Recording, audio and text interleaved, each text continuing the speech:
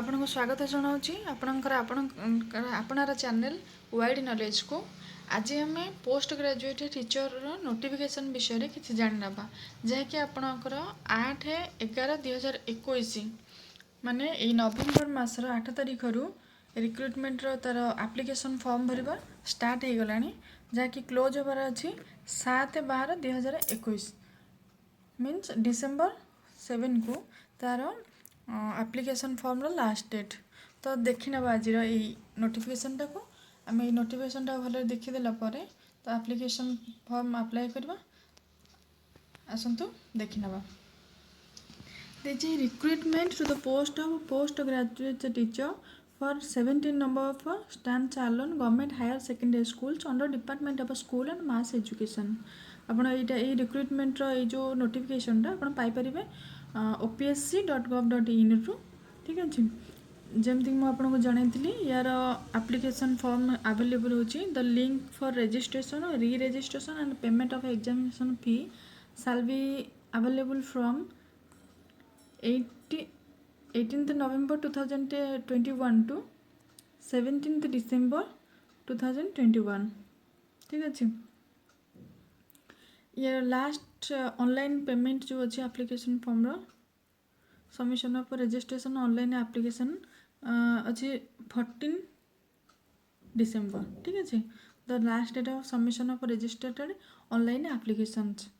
तो for recruitment of ये केतेटा पोस्ट बाहर ना 335 पोस्ट बाहर ठीक अच्छे। 335 पोस्ट बाहर post of post graduate teacher for 17 number for stand salon government higher secondary schools under department of school and mass education carrying the pay at level of 10 and cell 1 of the pay matrix under ORSP rules ठीक है 2007 with usual dearness and other allowances as prescribed by the government of Odisha from time to time.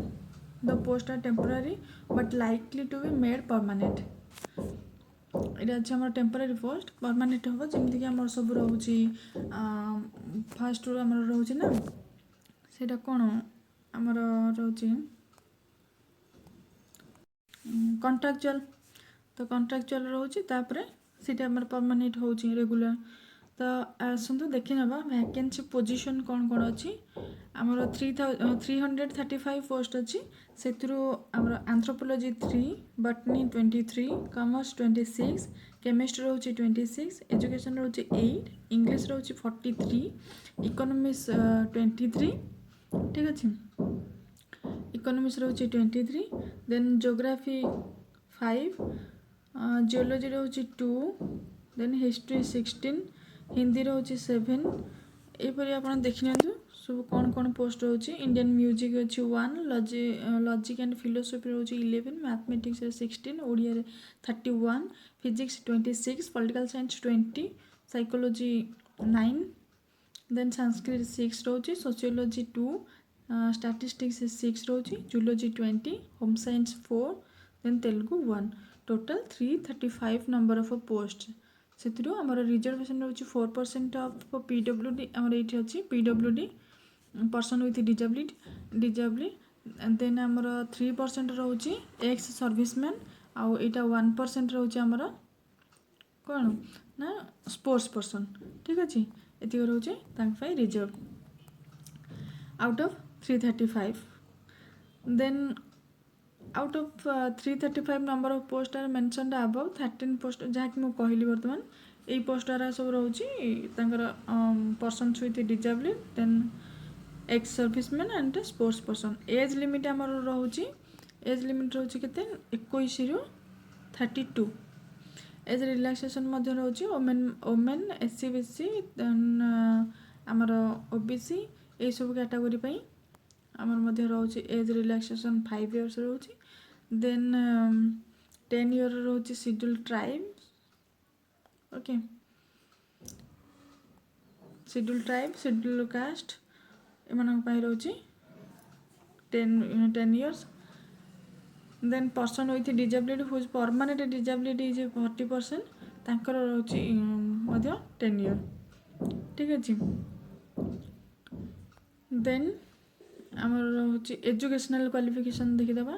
Education qualification रोचे candidate must have master's degree in subject concern from the recognised university and have a process 2 years of postgraduate master courses or integrated 6 year postgraduate master's course from regional college of education recognized by the NCERT in the concerned subject. Okay, ତାଙ୍କର master degree 2 year master degree ଥିବା ଦରକାର must have master degree subject concern recognised university first possess 2 years post graduate ନହେଲେ ନାହିଁ ଆମର 6 ଇୟରର post graduate master ଯେଉଁଟା integrated ସେ post graduate master degree ସେଇଟା ଥିବା ଦରକାର then candidate must have BEd or equivalent degree recognised by the NCTE New Delhi as equivalent with BEd from the recognized university provide that BEd qualification shall not be the mandatory eligibility criteria for the post of a postgraduate teacher in the subject where BEd course is not offered. जो गुड़ाकर BEd course नथिबो से गुड़ाकर मध्य mandatory नुहे आमर जमती political science history geography आमर रोची mathematics ठीक है psychology एगुड़ाकर सब रोचे आमर कौन पोस्ट जो BEd कोर्स रोची कि संस्कृत एगुड़ाकर ये देखु BEd qualification for subject other than botany chemistry English economic geography history then Hindi mathematics Odia physics political science Sanskrit zoology shall not be mandatory माने एगुड़ाकर केवल BEd कोर्स माने सर्टिफिकेट थिबा दरकार BEd यही सब्जेक्ट गुड़ी को छाड़देले आउ जो पोस्ट गुड़ाक आम ऊपर देखिले तो सेगुड़ाकर BEd नथिले मध्य चलिबो मैंडेटरी नुहे देन आउ गोटे ये पॉइंट देला डिग्री और diploma in computer application is desirable qualification ये देला कौन डिजायरेबल क्वालिफिकेशन नॉट मैंडेटरी ठीक अच्छे subject to produce the certificate in support of above qualification obtained from the recognised university और कॉलेज और institutions having affiliation to the recognised university ठीक अच्छे गला तापर आम एग्जामिनेशन फी देखी ना एग्जामिनेशन फी रोचे आमर 400 रुपीज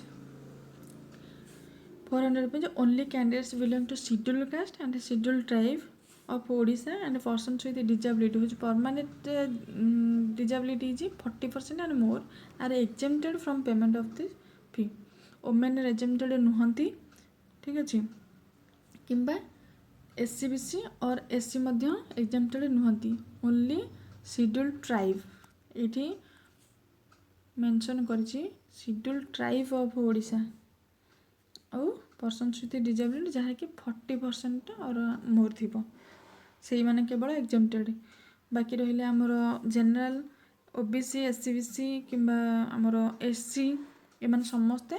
400 देवे कौन एग्जामिनेशन फी एप्लिकेशन फी ठीक अच्छे जदि यार एग्जामिनेशन नहीं ये जेहेतु कैरियर बेसिस रोचे एग्जामिनेशन यार नहीं किंतु भाइबा फर्स्ट टेस्ट हम तो एप्लिकेशन फी रोचे 400 रुपीज मेथड ऑफ सिलेक्शन ये देखीदबा मेथड ऑफ सिलेक्शन दौची ठीक अच्छे the selection of candidates for recruitment to the post will be made on the basis of career assessment and personality test और interview There shall be total marking of 100 marks. Out of the 100 marks, the career assessment will be 70 marks and personality test or interview will be of 30 marks. 70 marks of career assessment as mentioned may be calculated with the following weightage. एगुड़िक जो देइछि ये जो career assessment हम according to this ठीक अच्छे ये matriculation 10% higher secondary 10% means ये +2 ठीक अच्छे बैचलर डिग्री मीन्स +3 रोचे 20% देन पोस्ट ग्रेजुएट रोचे 30% और BEd रोचे 30% ये BEd रहा 30% किंतु आम ऊपर देखी जे BEd मैंडेटरी नुह जो मानकर BEd कोर्स अवेलेबल नहीं तो तांकर कौन कराहब ना तांकर ये जो पोस्ट ग्रेजुएटटा रोचे ये जो पोस्ट ग्रेजुएटटा ये 30% देछि सेटा तांकर 60% हो ये पोस्ट ग्रेजुएटटा तांकर 60% हो ये मेंशन कला देखंतु ये in case of non BEd post such as PGT commerce anthropology and social etc sociology etc the weightage for post graduate will be 60%, जोटा कि मुझे मेंशन कल पोस्ट ग्रेजुएट ये से कौन देला 60% रही। देन आमर ये इंटरव्यू रे ये आमर 30% मार्क, ये टोटाल हो गला के 30 30 60 60 30 60 20 80 ये रहा 100, ये 100 mark career assessment.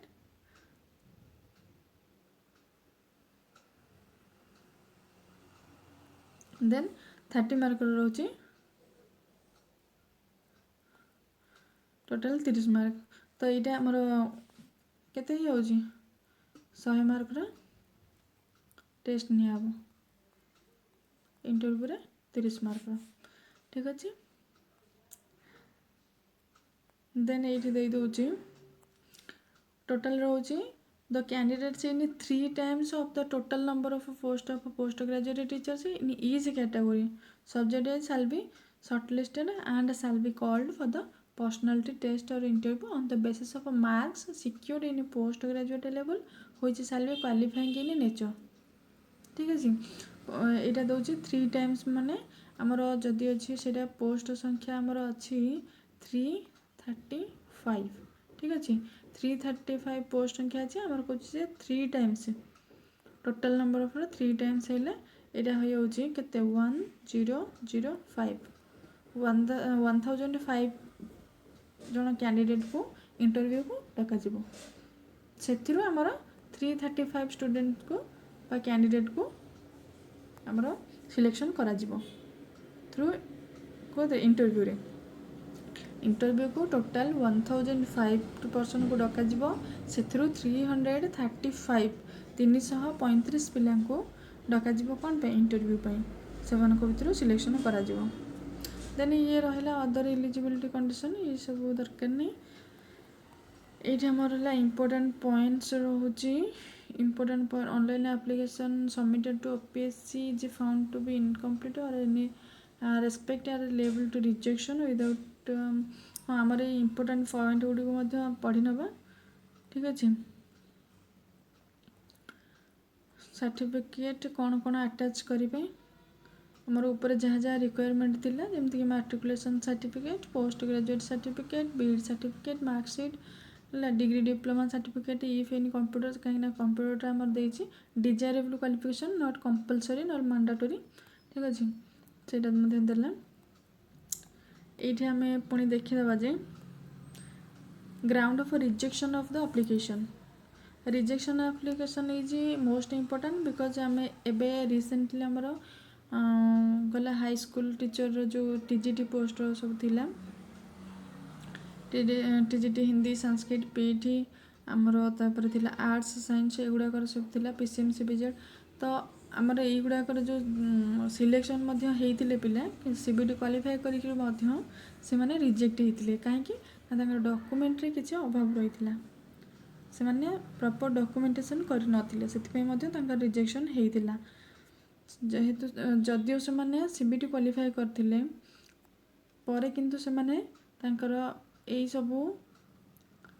Documents submit न करि पारथिबारु सेमानकर रिजेक्शन हैला। तेणु आम ये रिजेक्शन लिस्ट को भलसे पढ़ने दरकार। Incomplete of online application form non submission of hard copy of online application form at the time of verification of original documents. यानी ये जो एप्लिकेशन फॉर्म जो डॉक्यूमेंट आम दबा हार्ड कॉपी सबू ये आमको एप्लिकेशन फॉर्म अप्लाई करदे सिलेक्शन किसी प्रॉब्लम नहीं किंतु आमको जो वेरिफिकेशन डक से आम ओरिजिनल डॉक्यूमेंट गुड़ा प्रोड्यूस करें तो सहीटा हूँ मेन प्रॉब्लम। तेणु आम एप्लिकेशन फॉर्म भरवा दिन ठार ही सेगुड़ा को ध्यान रखा दरकार। Not coming within age limit as mentioned in para 3 of advertisement average relaxation shall not be allowed to PWD candidates having less than 40% disability। आमे ऊपर देखी थिले जे 40% किंबा ताठर अधिक डिजेबिलिटी थिले तांको age relaxation मिलिबो 10 years पैंका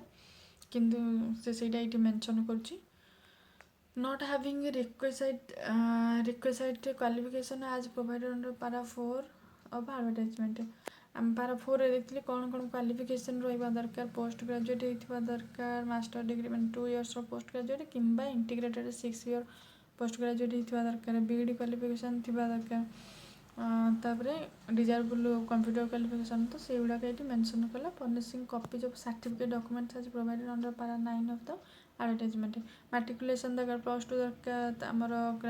post graduate दरकार मार्कशीट्स गुड़िक दरकार कंप्यूटर सर्टिफिकेट दरकार एटा पारा 9 जोटा आम देखिले not passing Odia test not furnishing Odia test pass evidence as required under para 7 of the advertisement Odia pass कर दरकार से मेंशन होती non payment of examination fee से ग्राउंड रू रिजेक्शन हो पार एग्जामिनेशन फी 400 देवार अच्छी तो केवल आमर एसटी आउ पर्सनस विथ डिजेबिलिटी जे कि 40% और मोर होते डिजेबिलिटी तो से केवल ये एग्जेम्प्टेड होती फी रु अन्य समस्ते ये कौन कर पेमेंट करेंगे आ जो मैंने एग्जेम्प्टेड होती से सर्टिफिकेट से जो ता रिलेटेड अपलोड करेंगे गला ये सब then application candidate shall be rejected at any stage of recruitment process when discrepancy is noted invalid detected है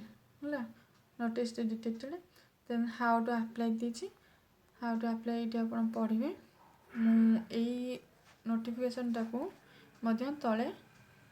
मोर डिस्क्रिप्शन बॉक्स रे यार लिंक शेयर करदेवी ठीक अच्छे यहाँ को देदेवी पीडीएफ यार आपड़ से सबमिट माने डाउनलोड करी आपड़ यहाँ भलसे आउ थे पढ़ी ने 10 पेजेस रहा अच्छी 10 पेजेस रिक्रुटमेंट को भलसे पढ़े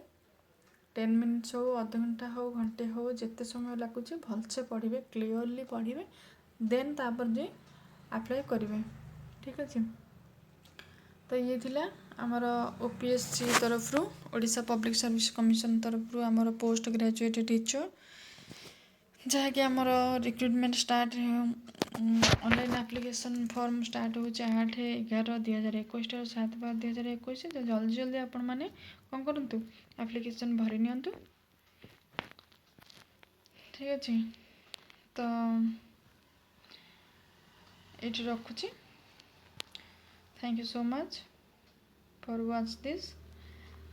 and please like share and subscribe the channel so that आगु आपको यार नुआ नुआ जहाँ भी रिक्रुटमेंट किंबा नोटिफिकेशन आसूची गवर्नमेंट तरफ रू ता ओपीएससी रो हो किंबा डीएससी साइड रो हो किंबा आमर स्टेट रो जे कौन रिक्रुटमेंट विषय होची बाहरुची रिक्रुटमेंट मु आपको नोटिफाई करी ठीक अच्छे वीडियो बन देवी तो आप सब्सक्राइब करनी सो दैट कि आपण पाखक से नोटिफिकेशन जीव आप विषय सठिक इनफॉरमेशन पाइपर कौन कौन पोस्ट बाहर ओडिशा गवर्नमेंट तरफ आप एगुड़ा पाइपर ठीक अच्छे थैंक यू सो मच।